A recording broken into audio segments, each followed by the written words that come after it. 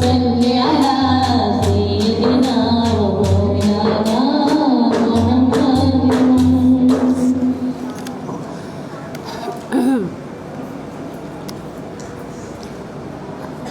الحمد للہ رب العالمین والصلاة والسلام علی سید الانبیاء والمرسلین وعلی آلہ واصحابہ اجمعین. اعوذ باللہ من الشیطان الرجیم. بسم اللہ الرحمن الرحیم. الہدایہ قرآن کلاس میں دورہ قرآنی انسائکلوپیڈیا میں سب کو خوش آمدید. اللہ رب العزت کا کروڑوں بار شکر کہ آج ہم اپنے ٹاپک میں جو کچھ سمجھا ہے اس کو اپنے دلوں میں بساتے ہوئے، اس کو جاری رکھتے ہوئے وجود باری تعالیٰ پر دلائل کے موضوع میں چوتھے موضوع پر پہنچے ہیں. یہ موضوع کہ 6 مدتوں یا 6 مرحلوں میں زمین اور آسمان کی تخلیق سے استدلال، وجود باری تعالیٰ پر دلائل کے تحت 6 مدتوں یا 6 مرحلوں میں زمین و آسمان کی تخلیق، اس سے دلائل ہم یہ سمجھ رہے ہیں. اللہ پاک ہمیں سمجھنے کی اور اس راستے پر استقامت پذیر رہنے کی توفیق عطا فرمائیں. تو اس موضوع کے ذیل میں ہم نے 3 آیات مبارکہ پڑھی تھی، 3 قسم کی. اب آیت نمبر 4 جو ہے وہ ہم پڑھیں گے. اعوذ باللہ من الشیطان الرجیم. بسم اللہ الرحمن الرحیم. اللہ پاک فرماتے ہیں الذی خلق السماوات والارض وما بینہما فی 6 ایام، کہ وہی ہے جس نے، اللہ وہی ہے جس نے آسمانی کروں اور زمین کو 6 مدتوں میں یعنی 6 مراحل میں پیدا فرمایا. وما بینہما، اور جو کچھ ان دونوں کے درمیان میں ہے، آسمانوں اور زمین کے درمیان جو کچھ ہے، اور آسمان، 7 آسمان اور زمین، بالائی کرے اور زیری کائنات، اور جو کچھ ان کے درمیان ہے، سب کا سب اللہ پاک نے 6 مراحل میں 6 مدتوں میں 6 دنوں سے مراد پیدا فرمایا. ثم استوى علی العرش، ثم پھر استوا وہ جلوہ فروز ہو گیا، علی العرش اپنے اقتدار کی شان سے، حسب شان اقتدار کے لیے عرش پر جلوہ فروز ہو گیا. اپنے شان اقتدار کے لیے عرش پر جلوہ فروز ہو گیا. الرحمن، وہ بڑا ہی رحم فرمانے والا ہے، وہ رحمان ہے. اور رحمان کے بارے میں ہم پڑھ چکے ہیں، سن چکے ہیں کہ اللہ رب العزت کے صفاتی ناموں میں سے رحمت والے ناموں میں ڈگری جو ہے وہ الرحمان ہے، جس کے اندر اللہ رب العزت کے اس صفاتی نام کے اندر اللہ تعالیٰ کی کلی رحمت شامل ہے. کلی رحمت اس کے اندر شامل ہے. باقی نام جو رحمت والے ہیں ان میں جزوی رحمت ہے، لیکن رحمان کے اندر کلی رحمت ہے. تو جو عرش پر جلوہ فروز ہوا،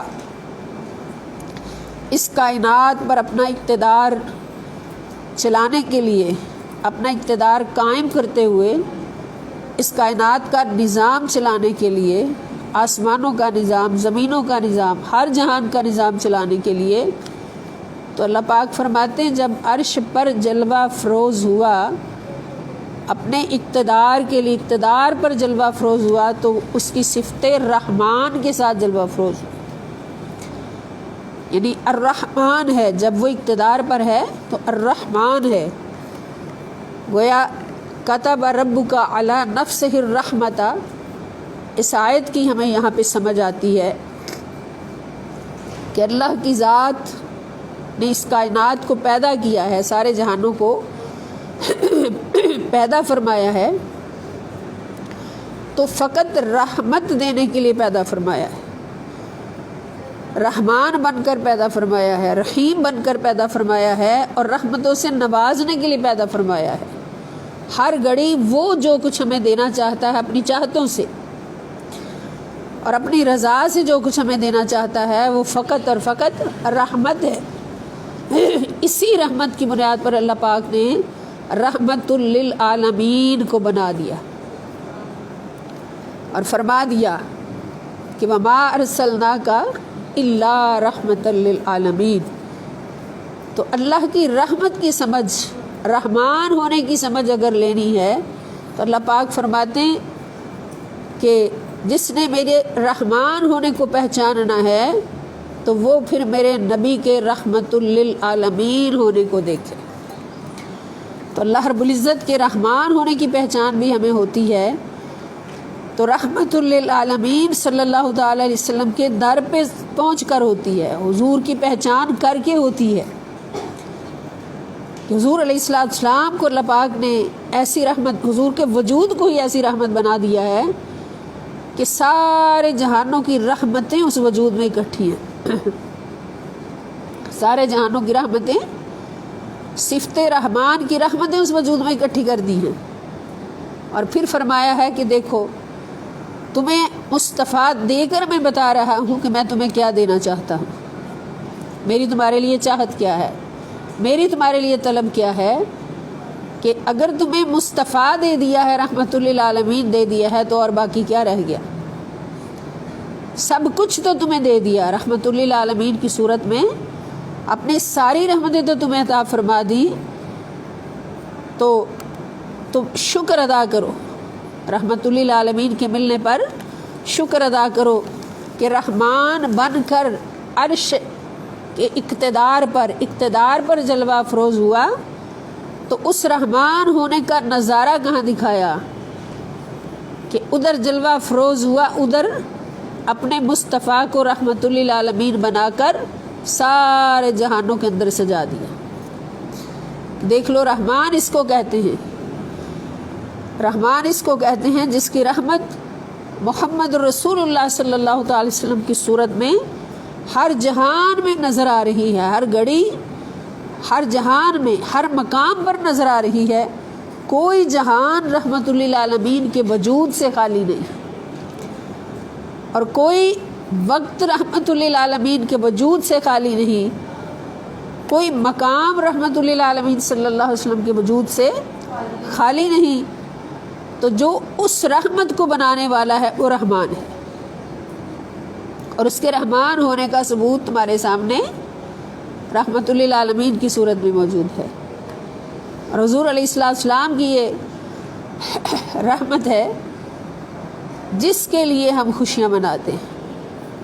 حضور کا ایسی رحمت ہونا ہے، سارے جہانوں کی رحمت ہونا ہے کہ جس پر اللہ تعالی ہمیں حکم دیتا ہے کہ قل بفضل اللہ وبرحمتہ فبذلک فلیفرحوا، کیا میرے محبوب رحمت للعالمین بنا کر بھیجے جانے والے، ذرا ان کو بتا دو سب کو کہ جب جس گھڑی میں ربیع الاول کا مہینہ تھا، 12 تاریخ تھی، سحر کا وقت تھا، تو رحمت للعالمین، سارے جہانوں کی رحمت، اے انسانوں تمہاری خاطر خدا نے اس کو، اپنے نور کو سارے جہانوں کی رحمت بنا کر آمنہ کی گود میں اتارا، تمہارے لیے سارے جہانوں کی رحمت بنا کر۔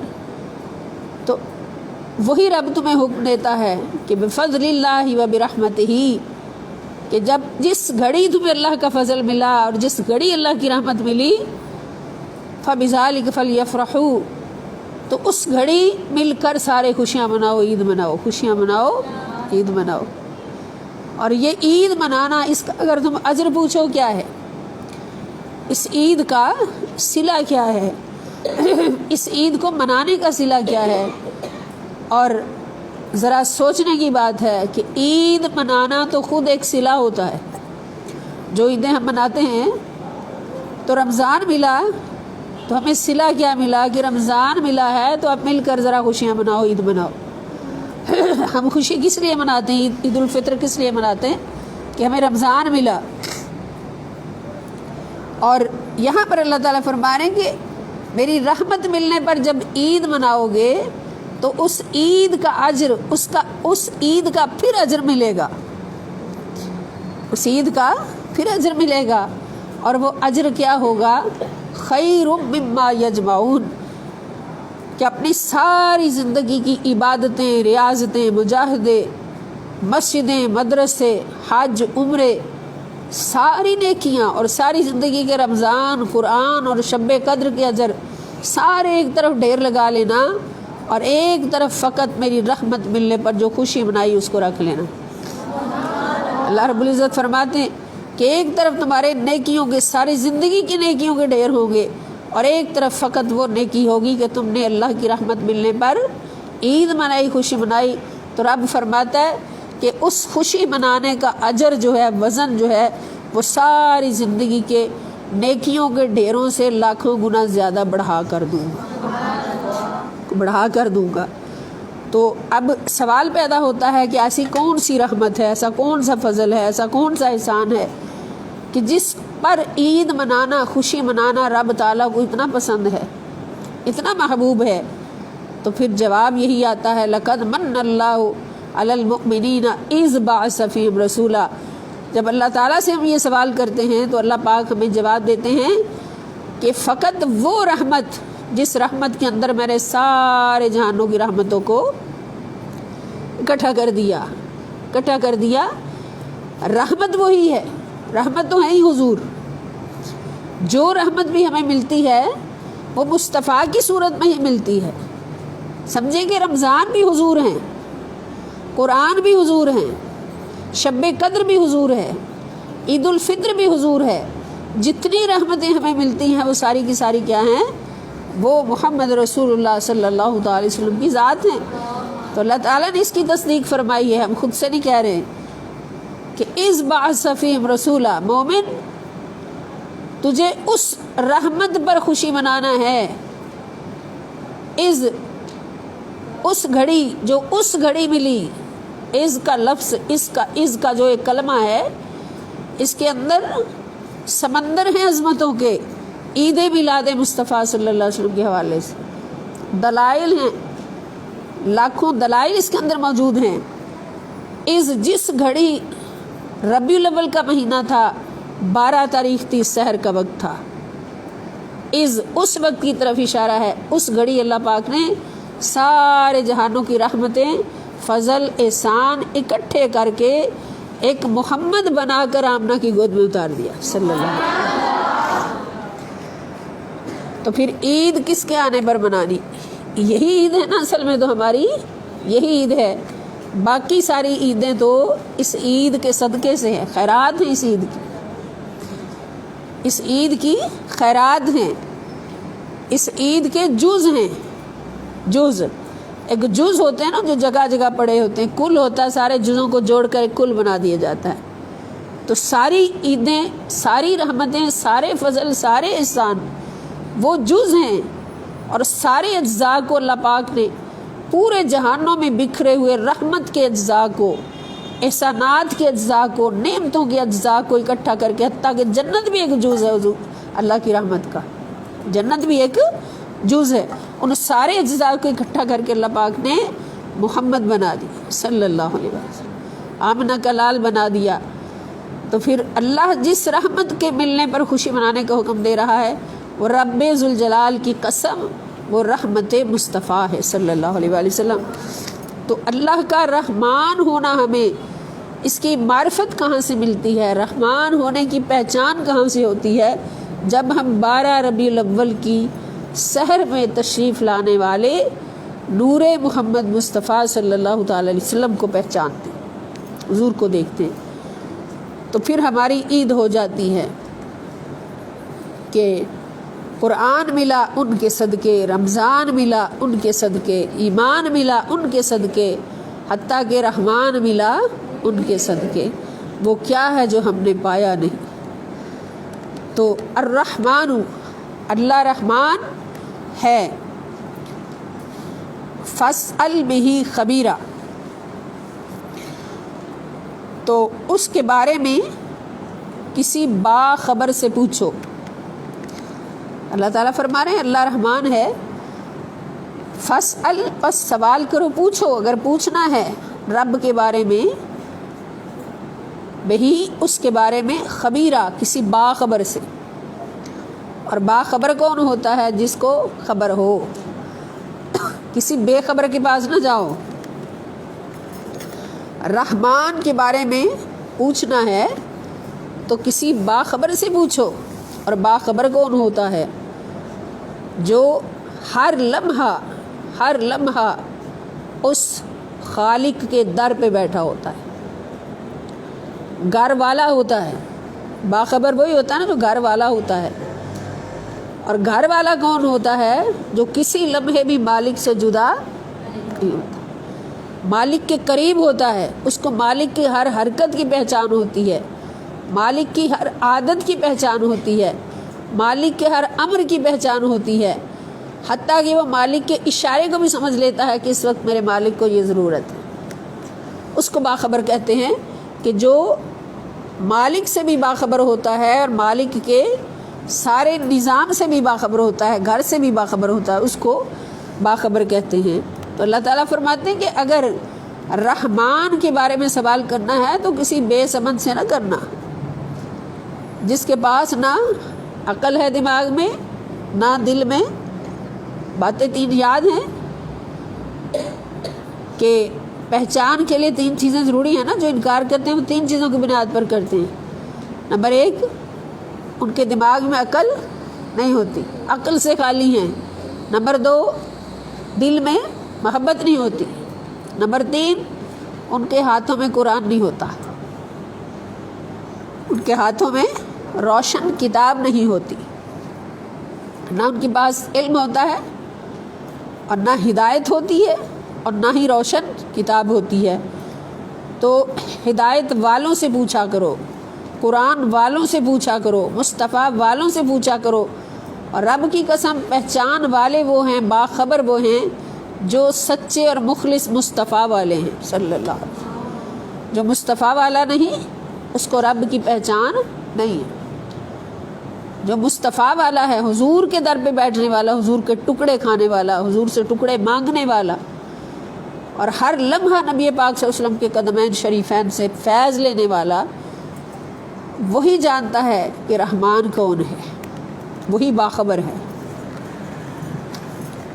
یہ سورۃ الفرقان 25 نمبر سورت ہے، اور اس کی آیت نمبر 59، آیت نمبر 59۔ اس کے بعد آیت نمبر 5 اس موضوع کے تحت، موضوع بھی یاد رکھنا ہے کہ 6 مدتوں یا 6 مرحلوں میں زمین و آسمان کی تخلیق۔ اللہ الذی خلق السماوات والارض وما بینہما فی 6 ایام ثم استوى علی العرش۔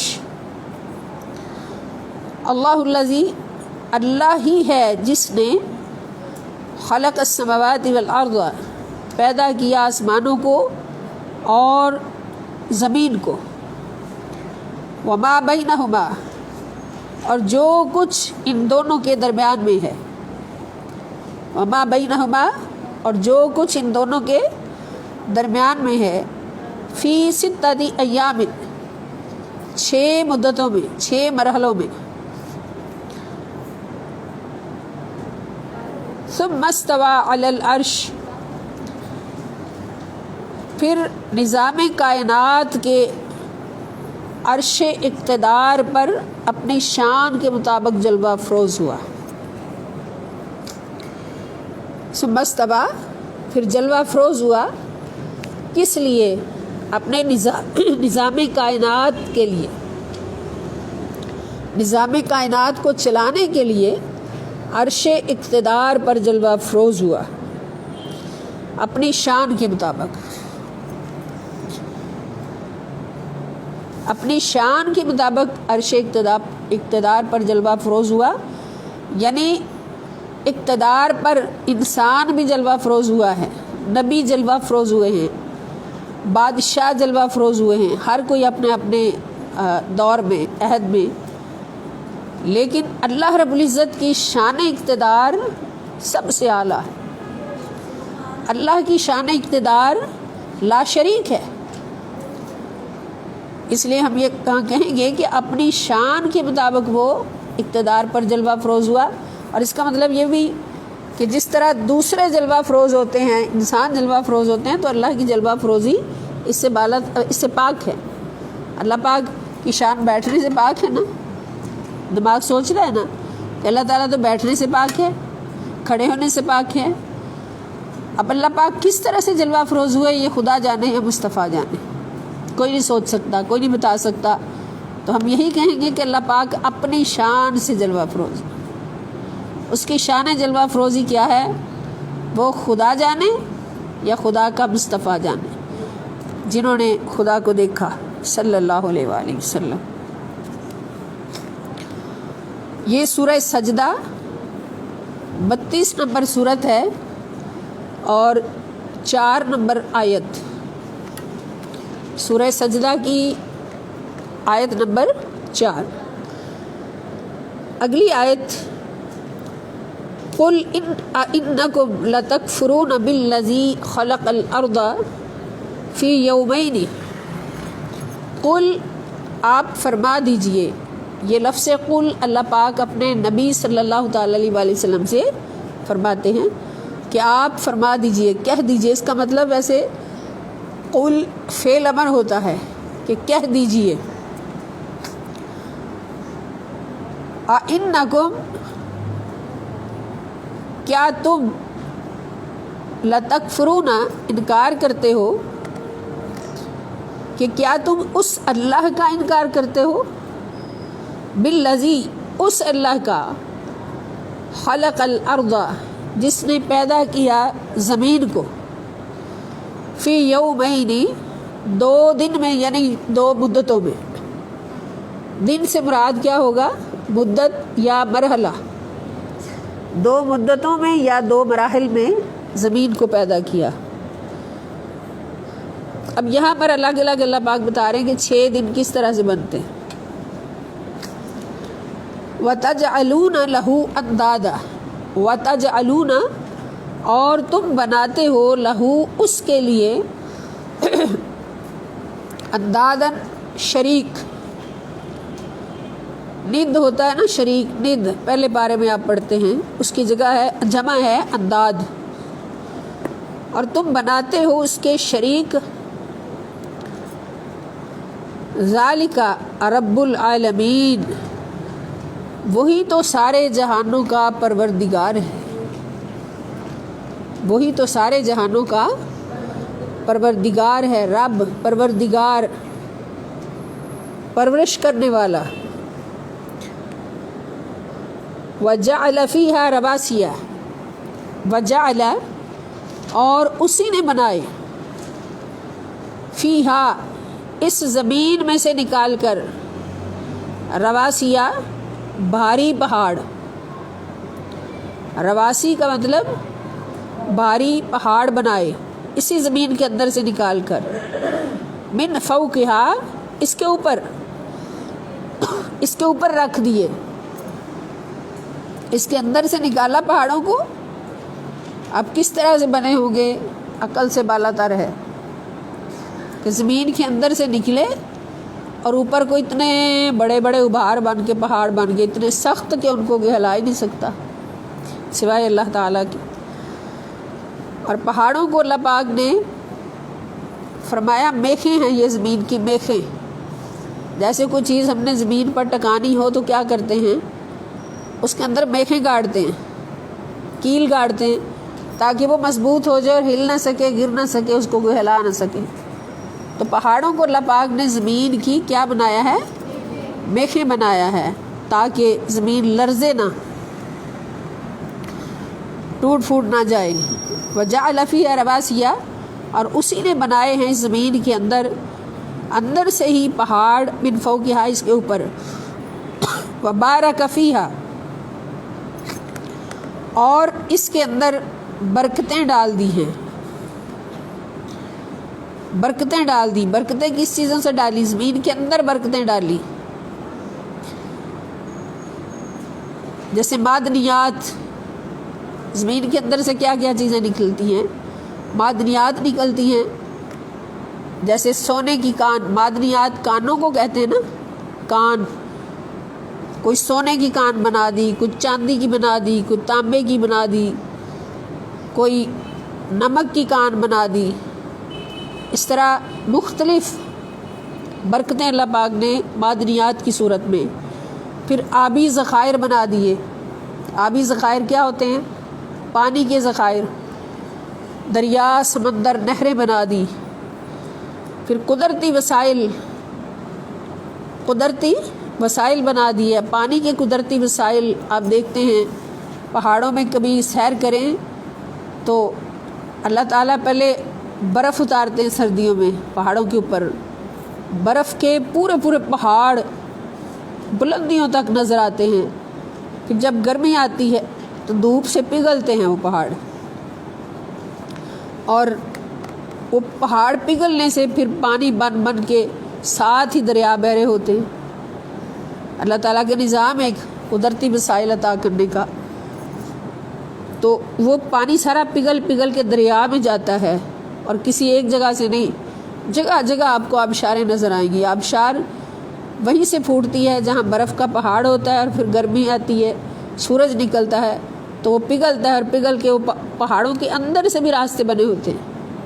ایک پہاڑ بڑا کھڑا، اس کے اندر سے ایک چھوٹی سی وہ نکل رہی ہوتی ہے، ایک چھوٹی سی خالی سی، اور اس میں سے پانی اتنا خوبصورت، صاف، شفاف، سفید پانی نکل رہا ہوتا ہے۔ بڑی بڑی آبشاریں، چھوٹی چھوٹی آبشاریں، بڑے بڑے چشمے، چھوٹے چھوٹے چشمے، وہ سارے آگے پھر دریا میں شامل ہوتے ہیں، اور وہ دریا پھر زمینوں کو زرخیز کرتا ہے۔ اور پھر کئی جگہ پر ہم دیکھتے ہیں کہ پانی بالکل نہیں ہوتا، پانی وہاں پہنچایا نہیں جا سکتا، اور وہاں پر بھی اللہ تعالیٰ زمین سے برکتیں عطا فرماتے فصلوں کی صورت میں۔ اور اس کے لیے اللہ پاک نے کیا اہتمام فرمایا ہوتا ہے؟ اس کے لیے بارشیں برستی، وہاں پہ اللہ تعالیٰ بارشیں برساتے ہیں، اور بارشوں سے پھر زمین کو پانی ملتا ہے۔ ان علاقوں میں جب بارش کی پانی کی ضرورت ہوتی ہے تو اللہ پاک کی بارگاہ سے بارش برس جاتی ہے۔ تو جہاں درختوں کی ضرورت ہے وہاں اللہ پاک درخت مہیا فرماتے ہیں، جہاں پانی کی ضرورت ہے پانی مہیا فرماتے ہیں، جہاں جس چیز کی بھی ضرورت ہوتی ہے اللہ تعالیٰ وہ چیز وہاں پہ قدرتی وسائل کی صورت میں مہیا فرماتے ہیں۔ تو یہی خدا ہے، یہی اس کی پہچان ہے۔ تو اس کے اندر برکتیں عطا فرما دی اللہ پاک نے، معدنیات، آبی ذخائر، قدرتی وسائل اور دیگر قوتوں کے ساتھ۔ وقدر فیہا اقواتہا، وقدر، اور مقرر فرما دی، فیہا، اس میں یعنی زمین میں، جتنی مخلوقات پیدا کی تمام مخلوقات کے لیے غذائیں، اقوات، اس لفظ کو غور سے سن لیں، اقوات قوت کی جمع ہے، قاف واو تا، قوت، قوت ہوتا ہے غذا، غذا۔ ایک جملہ سنا کرتے ہیں، قوت لا یموت، کہ اتنی خوراک لے لو کہ مرنے سے بچ جاؤ۔ جیسے حرام کے بارے میں آتا ہے نا کہ حرام چیز نہیں کھا سکتا مسلمان، لیکن اگر جان کا خطرہ ہو، جان جانے کا خطرہ ہو تو پھر قوت لا یموت، اتنی لے لو، مجبوری میں اتنی لو کہ جس سے بندہ مرنے سے بچ جائے، جان بچ جائے، مگر لذتیں لے کر پیٹ بھر کر نہیں کھانی، صرف قوت لا یموت۔ اب بھولے گا تو نہیں قوت کا لفظ، قوت کا مطلب ہے غذا، اور اس کی جمع ہے اقوات۔ جی نہیں، قوت حلال بھی ہے، مطلب حرام کا میں نے دیا نا، قوت لا یموت کے حوالے سے ایک مثال دی ہے، تو قوت کا مطلب خوراک ہے،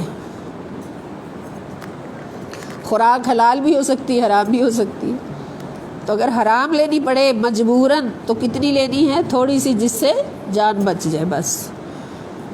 اگر بالکل حلال نہ ملتی ہو پھر ہوتا ہے کہ صرف حرام ہے اور کچھ بھی نہیں ہے۔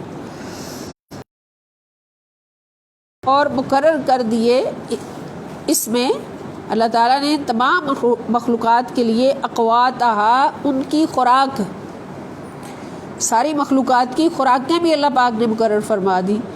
اب ہم اپنی آنکھوں سے دیکھتے ہیں، اگر دنیا کی سیر پہ نکلیں، دیکھیں ساری جہاں تک ہماری رینج ہے مخلوقات کا جائزہ لیں، تو جغرافیکل چینل دیکھیں، نیشنل جغرافیکل چینل، اس میں بھی اللہ تعالیٰ کی کیا کیا قدرتیں اور کرشمہ سازیاں نظر آتی ہیں کہ کس کس طرح سے ہر جاندار جو ہے اس کی خوراک مقرر ہے، ہر جاندار کی خوراک کس کس طرح سے۔ سمندر میں مچھلیاں ہیں تو مچھلیوں کی خوراک مچھلیوں کو ہی بنا دیا۔ اب ایک مچھلی کے کتنے بچے ایک دم سے نکلتے ہیں انڈوں سے، تو وہی بچے اس کی خوراک بن جاتے ہیں۔ اسی طرح بڑے جانوروں کی خوراک چھوٹے جانوروں کو بنا دیا، کیڑے مکوڑے چھوٹے چھوٹے ہیں تو بڑے جو کیڑے مکوڑے ہیں ان کی خوراک چھوٹے کیڑے مکوڑوں کو بنا دیا۔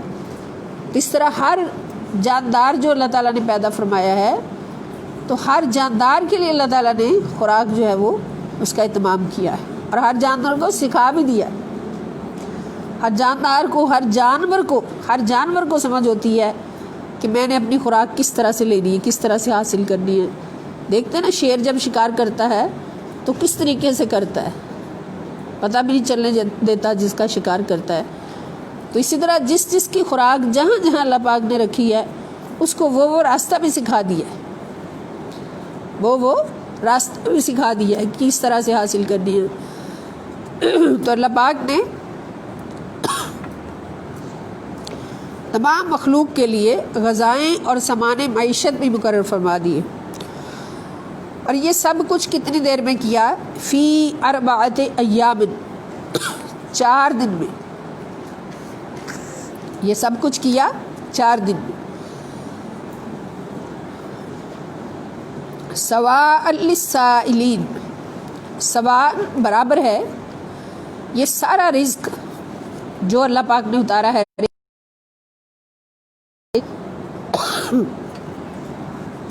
یعنی تمام طلبگار جو رزق کے طلبگار ہیں ان سب کے لیے برابر ہے، جتنا کوئی چاہے لے لے، اللہ پاک نے پیدا فرما دیا، تو جتنی کوئی کوشش کرے حاصل کر لے۔ اور اللہ رب العزت تو پتھر کے اندر کیڑے کو بھی رزق پہنچاتے ہیں، پتھر کے اندر کیڑا ہے اس کو رزق پہنچانے کا بھی اللہ پاک کے ہاں اہتمام مقرر ہے، انتظام مقرر ہے، تو سب کے لیے برابر ہے۔ برابر سے مطلب یہ کہ کوئی بھی مخلوقات میں سے کوئی ایک ذرہ برابر مخلوق بھی نہیں کہہ سکتی کہ مجھے رزق نہیں ملا، مجھے اللہ کی بارگاہ سے رزق نہیں ملا۔ رزق سب کے لیے موجود ہے۔ اب حاصل کرنے پہ اللہ پاک نے عقل و شعور بھی دے دیا، تو پھر جو جتنا چاہے حاصل کر لے۔ یہ سورت، ہاں جی، سورت فصلت 41 نمبر سورت ہے، اور آیت نمبر 9 اور 10۔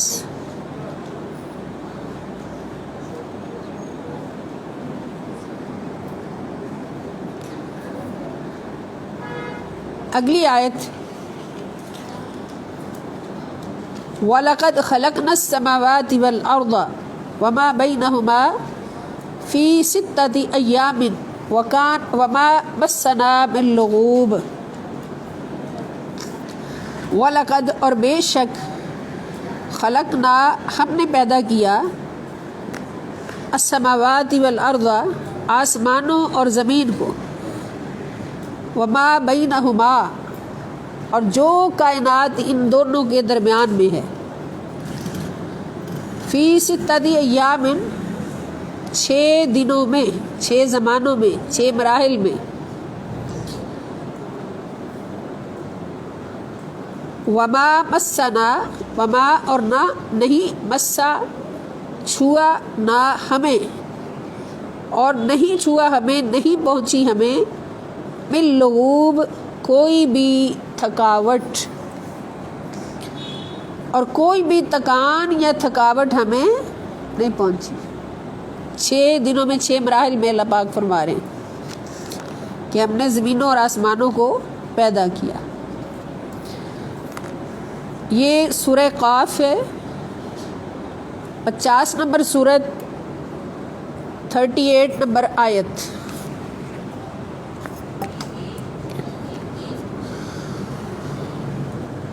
اگلی آیت 8 نمبر، آیت نمبر 8، هو الذی خلق السماوات والارض فی 6 ایام ثم استوى علی العرش، هو الذی وہی ہے جس نے خلق پیدا کیا، السماوات آسمانوں کو، والارض اور زمین کو، فی 6 ایام 6 ادوار میں، 6 ادوار میں، 6 دنوں میں، ثم استوى پھر جلوہ افروز ہوا اپنی شان کے مطابق۔ جب آپ نے کہنا نا جلوہ افروز ہوا تو ساتھ یہ ضرور کہنا ہے کہ اپنی شان کے مطابق، ایسے کوئی یہ نہ سمجھ لے کہ جیسے انسان جلوہ افروز ہوتا ہے جیسے اللہ تعالیٰ ہوگی۔ اس پر بھی لوگ کہہ دیتے کہ عرش پر خدا کیسے بیٹھا، تو اللہ تعالیٰ تو بیٹھنے سے پاک ہے، تو اس کا جواب یہی ہوگا کہ اپنی شان کے مطابق، اور اس کے جلوہ افروز ہونے کی شان کیا ہے وہ ہم نہیں جانتے، ہم بس اتنا جانتے ہیں کہ وہ اپنی شان سے جلوہ افروز ہوتا ہے۔ اپنی شان کے مطابق جلوہ افروز ہوا اپنے مسند اقتدار پر، عرش پر، علی العرش۔ عرش کا معنی ہمیشہ یہی ہوگا کہ اپنی مسند اقتدار، اللہ تعالیٰ کی مسند اقتدار۔ جیسے اللہ کا خلیفہ دنیا میں انسان ہوتا ہے، بادشاہ بنتا ہے، تو ایک تخت اس کے لیے ہوتا ہے نا۔ آج کل کے بادشاہ تو پجاروں میں بیٹھے رہتے ہیں، سیریں کرتے رہتے ہیں۔ پہلے بادشاہ ہوتے تھے نا، ان کے تخت ہوتے تھے، عرش اس کو کہتے تھے، جیسے ملکہ بلقیس کا عرش تھا، آپ نے پڑھا ہے سورہ نمل میں۔ تو اس عرش کے اوپر بادشاہ بیٹھتے تھے، اور بیٹھنے کا مقصد یہ ہوتا تھا کہ وہاں بیٹھ کر انہوں نے پورے اپنی حکومت میں اپنے آرڈرز نافذ کرنے ہیں، حکومت کا نظام چلانے کے لیے۔ تو ان کا اقتدار ہوتا تھا، اقتدار عرش پر بیٹھ کر وہ اقتدار سنبھالتے تھے، اور وہاں بیٹھ کر وہ رعایا کے کام کرتے تھے، کچہریاں لگاتے تھے، انصاف کرتے تھے، عدل کرتے تھے، مساوات کرتے تھے۔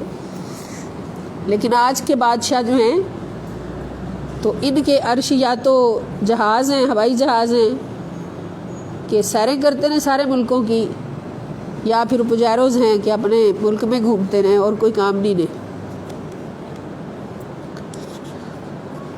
تو بے شک ہم نے پیدا کیا،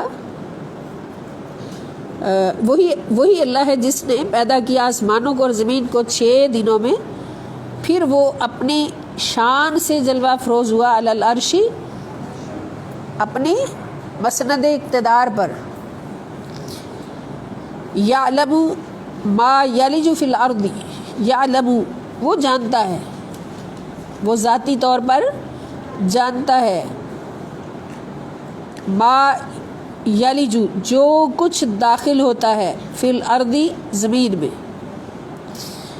جو کچھ زمین میں داخل ہوتا ہے وہ اس کو جانتا ہے، وما یخرج منہا اور جو کچھ نکلتا ہے زمین سے، جو کچھ زمین کے اندر داخل ہوتا ہے وہ اس کو بھی جانتا ہے، اور جو کچھ زمین سے نکلتا ہے وہ اس کو بھی جانتا ہے۔ وما ینزل من السماء، وما ینزل اور جو کچھ اترتا ہے، من السماء آسمانی کروں سے، آسمانی کروں سے جو کچھ اترتا ہے اس کو بھی جانتا ہے، من السماء، وما یعرج فیہا، اور جو کچھ ان کی طرف چڑھتا ہے، یعرجو، عرج یعرجو کا مطلب ہوتا ہے سیڑھیاں چڑھنا. کیا مطلب اس کا؟ ہاں تو عروج، اس سے عروج بنا نا لفظ. عروج کا مطلب کیا ہوتا ہے؟ بلندی. عروج کا مطلب بلندی. تو جو کچھ چڑھتا ہے آسمان کی طرف اس کو بھی وہ جانتا ہے، آسمان میں جو داخل ہوتا ہے اس کو بھی وہ جانتا ہے. وَهُوَ مَعَكُمْ، اور وہ ہمیشہ تمہارے ساتھ ہوتا ہے، اللہ تمہارے ساتھ ہوتا ہے. أَيْنَمَا كُنْتُمْ، جہاں بھی تم ہوتے ہو، جہاں بھی تم ہوتے ہو اللہ تمہارے ساتھ ہوتا ہے. واللہ، اور اللہ تعالی، بما تعملون، جو بھی تم عمل کرتے ہو، بصیر، ان کو خوب دیکھتا ہے، خوب دیکھنے والا ہے. اللہ تعالیٰ تمہارے ہر عمل کو خوب دیکھنے والا ہے، یعنی ہر لمحہ وہ تمہارے ساتھ بھی ہے اور تمہارے ہر عمل کو دیکھتا بھی ہے. اگر اس ایک بات پر ہی ہمارا ایمان پختہ ہو جائے، یقین پختہ ہو جائے کہ میرا رب ہر گھڑی میرے ساتھ ہے، میری شارگ سے بھی قریب ہے اور وہ میرے ہر عمل کو دیکھ رہا ہے، تو پھر بتائیں ہم کوئی گناہ کریں؟ دنیا میں کوئی گناہ کرنے لگتے ہیں نا تو ادھر سے کوئی دیکھ لیتا، فوراً ہاتھ والے کہتے ہیں اوے وہ دیکھ رہا ہے ابھی نہ کرو کچھ. دل میں آ جاتا ہے ابھی یہ بندہ دیکھ رہا ہے، ابھی میں یہ گناہ نہیں کروں گا، ابھی میں یہ گناہ نہیں کروں گی، یہ کام میں ابھی نہیں کروں گی، یہ جو دیکھ رہا ہے یہ مجھے برا بھلا کہے گا. تو وہ جو دیکھ رہا ہے وہ تو پرے ہٹ جائے گا، لیکن خدا جو تیری شارگ سے بھی قریب ہے کیا وہ نہیں دیکھ رہا؟ تو جن کا اس بات پر یقین ہو جاتا ہے کہ اللہ میرے قریب ہے. حضرت بشر حافی رحمۃ اللہ تعالی علیہ، اللہ تعالیٰ کے بہت بڑے ولی، ولایت میں بہت بڑا مقام ہے. انہوں نے جس دن سے ولایت ملی پاؤں میں جوتے پہننے چھوڑ دیے. پاؤں رہتے تھے تو ان کے ننگے پاؤں ہونے کی وجہ سے ان کا نام حافی پڑ گیا تھا، پاؤں والا.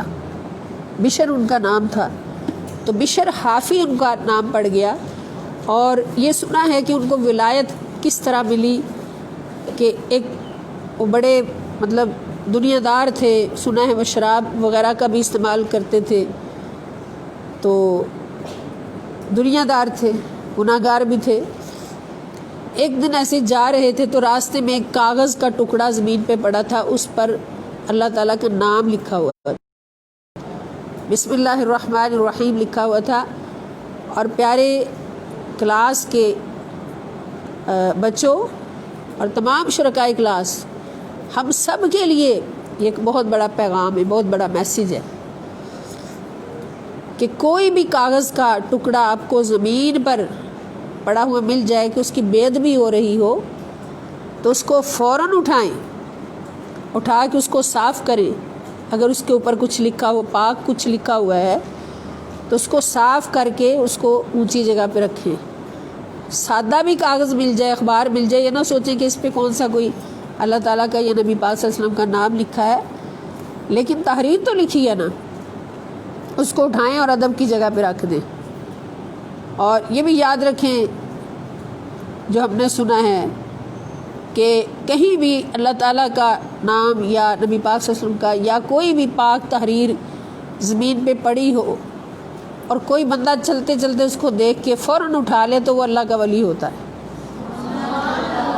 تو پہلے اس کو اٹھا لے وہ کون ہوتا ہے؟ اللہ کا ولی ہوتا ہے.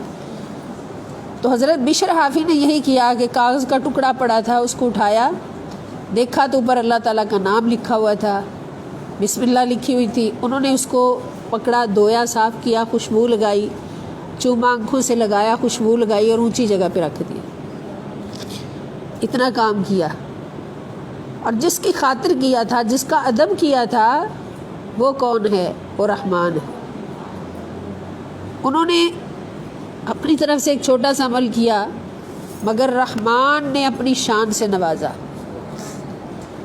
وہ رات کو سوئے تو خواب میں ایک خوشخبری ملی کہ آپ کو اللہ پاک نے اپنا ولی بنا لیا ہے، آپ کو ولایت مل گئی ہے۔ تو حضرت بشر حافی رحمۃ اللہ تعالی علیہ فرمانے لگے، جب آنکھ کھلی تو رونے لگے کہ میں تو اتنا گناہ گار ہوں، میرے پلے تو ایک نیکی بھی نہیں، تو اللہ تعالیٰ کیسے مجھے اپنا ولی بنا لیا؟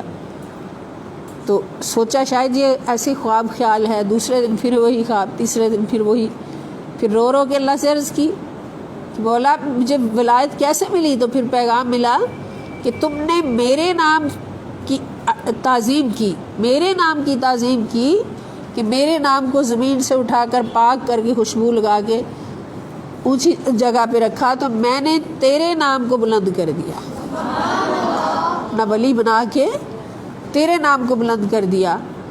اب بشر حافی رحمۃ اللہ تعالی علیہ کا کام کیا تھا کہ وہ جب چلتے پھرتے تھے، انہوں نے جوتا اتار ہی دیا تھا پاؤں سے، اور جب کوئی پوچھتا تھا کہ آپ جوتا کیوں نہیں پہنتے تو فرماتے کہ میرا رب ہر وقت میرے ساتھ ہے، تو جب رب میرے ساتھ ہو تو میں پاؤں میں جوتا کیسے پہن سکتا ہوں؟ میرا رب میرے ساتھ ہو، ہر وقت اپنے رب کی کچہری میں ہوں میں، تو میں جوتا کیسے پہن سکتا ہوں؟ کیا بے ادبی نہیں ہو جائے گی جوتا پہننے سے؟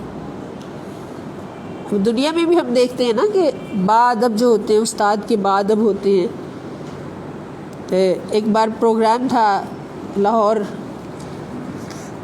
یہ کانفرنس تھی، ورکرز کنونشن تھا بہت بڑا، تو حضور شیخ الاسلام ڈاکٹر محمد طاہر القادری مدظ اللہ العالی اسٹیج پہ تشریف فرما تھے، اور جن کارکنوں نے زیادہ ورک کیا تھا، کام کیا تھا دین کی خدمات میں، تو اب توجہ میری طرف رہے سب بچوں کی، ان کو حضور شیخ الاسلام کوئی نہ کوئی گفٹ عطا فرما رہے تھے، اور اس وقت الحمدللہ الکریم اللہ پاک کا کروڑوں بار شکر ہے کہ شاہ صاحب کو بھی انعام ملا تھا اور مجھے بھی ملا تھا، دونوں کا نام اکٹھے ہی قبلہ حضور نے اناؤنس فرمایا، اور فرمایا کہ ہمارا بیٹا سید ہدایت رسول قادری اور ہماری بیٹی سیدہ ام کلثوم، اس دن انہوں نے مجھے ام کلثوم کا نام دیا، میں بڑی خوش ہوئی۔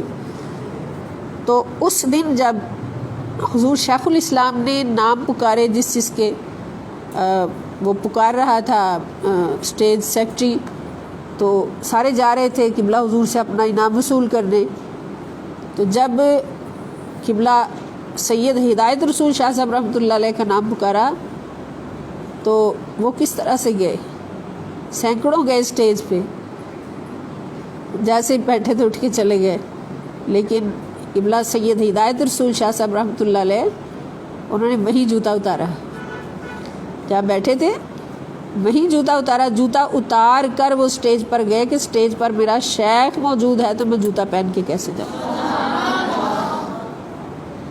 شیخ کی کا ادب، شیخ کا ادب تھا کہ جوتا نیچے اتارا اسٹیج سے اور ننگے پاؤں اسٹیج کے اوپر گئے، اور جا کے قبلہ حضور کے آگے جھک کر کھڑے ہو گئے، ان کی طرف دیکھا نہیں کہ بے ادبی نہ ہو جائے، جھک کر کھڑے ہو گئے۔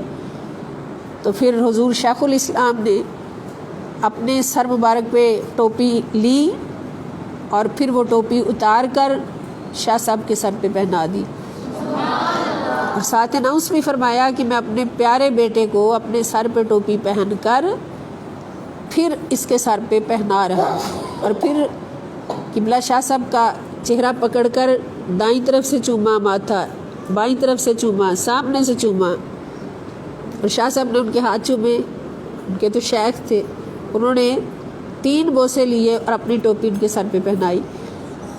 تو یہ ادب ہوتا ہے، با ادب با نصیب، بے ادب بے نصیب۔ اس لیے ہم دیکھتے ہیں اس دنیا میں رہتے ہوئے کہ بہت سارے اسٹوڈنٹس ایسے ہوتے ہیں جو اسی کلاس میں پڑھتے ہیں، ایک ہی کلاس ہوتی ہے، ایک کلاس میں 50 یا 60 اسٹوڈنٹس ہوتے ہیں، طلباء ہوتے ہیں، لیکن ان میں سے چند ایک ہیں جو ایسے ہیرے بن جاتے ہیں، بعد میں ہیرے بن کر دنیا میں چمک جاتے ہیں۔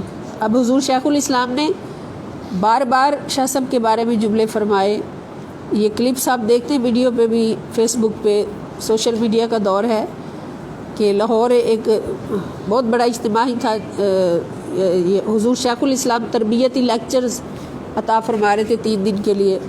उसमें शाह साहब को खड़ा करके किबला ने फरमाया कि हिदायत रसूल सामने आए, मेरा ये शागिर्द कि शागिर्दों को उस्तादों पे फ़ख्र होता है, मुझे अपने इस शागिर्द पे फ़ख्र है। फिर जब उनका जनाजा हुआ है तो वहाँ पर वो दुआ सब ने सुनी है, सारी दुनिया में वो दुआ सुनी गई है जो हुजूर शेखुल इस्लाम ने शाह साहब के जनाजे पर फरमाई। और वहाँ जो उन्होंने जुमला बोला वो तारीख़ में लिखा जाएगा इंशाअल्लाह जुमला, कि आपने फरमाया कि मेरे जितने शागिर्द इस मुल्क में हैं या मुल्क से बाहर हैं, पूरी दुनिया में फैले हुए, शायद ही कोई इस जैसा दूसरा हो, शायद ही कोई इस जैसा दूसरा हो। ये सबसे अनोखा था, सबसे निराला था। ये अल्फाज किसके हैं? हुजूर शेखुल इस्लाम के, जो इस सदी के शेख भी हैं, इस सदी के मुजद्दिदे दीन भी हैं, मुजद्दिदे शरीयत, मुजद्दिदे इस्लाम और मुहाफिज़े अज़मत मुस्तफ़ा सल्लल्लाहु अलैहि वसल्लम, मुहाफिज़े अज़मत सहाबा, मुहाफिज़े अज़मत अहले बैत तहार अलैहिस्सलातु वस्सलाम। तो ये अब इसके पीछे वजह क्या थी? शेख के दिल में इतना बड़ा मकाम, इसके पीछे वजह क्या थी? अदब। क्या था? अदब था। तो याद रखें, जो तालिब इल्म अपने उस्ताद का अदब सीख लेता है और कर लेता है, वो कभी भी गुमनाम नहीं रहता, उसको अल्लाह ताला अर्श की बुलंदियों पे पहुंचाता है। तो बिशर हाफी रहमतुल्लाह ताला अलैह ने, उनको विलायत किस बुनियाद पर मिली कि उन्होंने अल्लाह रब्बुल इज़्ज़त के नाम की ताज़ीम की, अदब किया, तो अल्लाह ताला ने उस अदब के सदक़े से उनको अपना वली बना लिया। और फिर वो नंगे पाँव रहते थे कि कभी भी पाँव में जूता नहीं पहनते थे। और जब कोई पूछता कि आपने पाँव में जूता नहीं पहना, तो फरमाते कि मेरा रब हर घड़ी मेरे पास है, मुझे देख रहा है, तो मैं कैसे जूता पहन सकता हूँ, बेद भी हो जाएगी। अब अल्लाह रब्बुल इज़्ज़त ने उनको तनहा नहीं छोड़ा, विलायत तो अता फरमाई, साथ जिन गलियों से भी गुजरते थे उन गलियों में जानवरों को गंदगी डालने से रोक दिया। अल्लाह पाक ने देखा कि मेरा ये बंदा मेरी खातिर मेरे अदब में अपने पाँव नंगे रखता है, तो अल्लाह रब्बुल इज़्ज़त की कितनी नज़र थी उस बंदे की तरफ।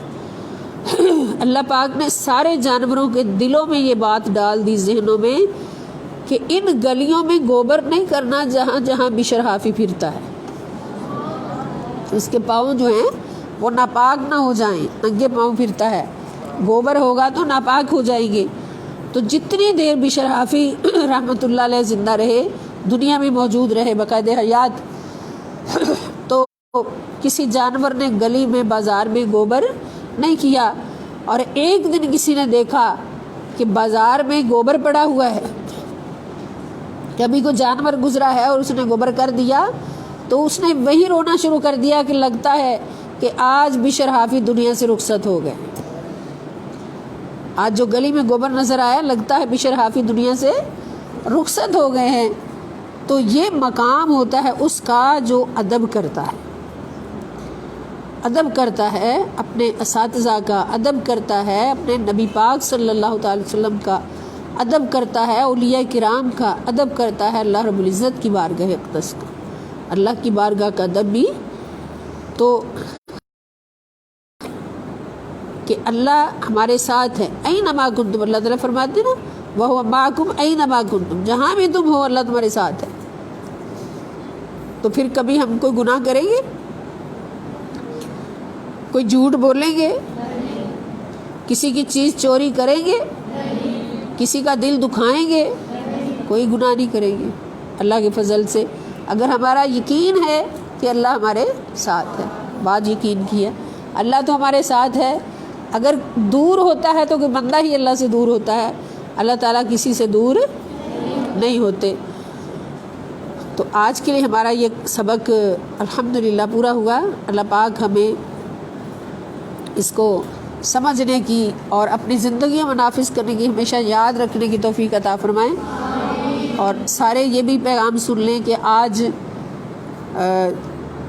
مشل بردار جلوس، یہ میل کا جلوس بھی ہے، مردوں کا بھی ہے، برائے خواتین بھی ہے، برائے کڈز بھی ہے، اس میں بڑے بھی شامل ہوں گے، مرد بھی ہوں گے، عورتیں بھی ہوں گی، بچے بھی ہوں گے۔ اس لیے جو کلاس اٹینڈ کر رہے ہیں ان سب سے بھی درخواست ہے کہ جلوس میں ضرور شریک ہوں، اور یہاں والے تو شریک ہوں گے انشاءاللہ تعالی۔ تو اللہ پاک ہمیں میلاد النبی صلی اللہ تعالی علیہ وآلہ وسلم کی خوشیاں بھرپور منانے کی توفیق عطا فرمائے۔ وما علیہ الا البلاغ المبین۔ والسلام علیکم ورحمۃ اللہ وبرکاتہ۔ کل بھی انشاءاللہ الکریم ہماری کوشش ہے کہ کلاس 3 سے 4 بجے تک ہوگی۔ اگر کلاس لیٹ ہو جائے تو پریشان نہیں ہوا کریں، کوئی نہ کوئی مجبوری ہوتی ہے جس کی وجہ سے لیٹ ہوتی ہے۔